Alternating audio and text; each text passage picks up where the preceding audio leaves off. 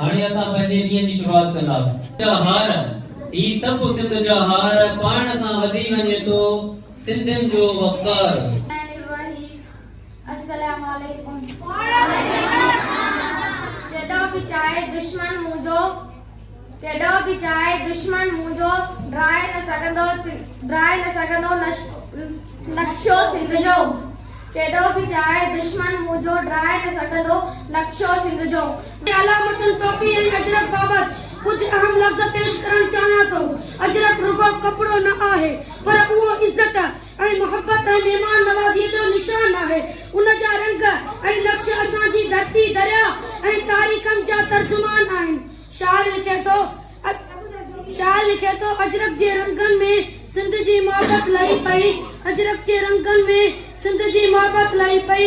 जेको पाराए अजरक सो इज्जत दिल सां ॾई पवे। साथियो, सिंधी टोपी असांजो वक़ार, असांजे शान ऐं बुज़ुर्गनि जी वरसे जो ताज आहे। टोपी ॿुधण एतिराम जो अहिड़ो अंदाज़ आहे जेको सिर्फ़ सिंध जी सक़ाफ़त में मिले थो। टोपी अजरक बाबत शायर लिखे थो सिंधी टोपी। अस्सलाम वालेकुम।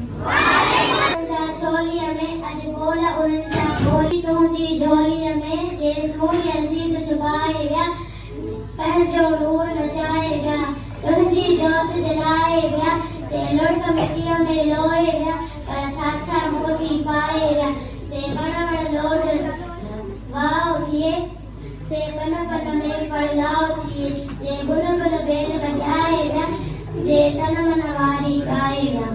परालो में PDMs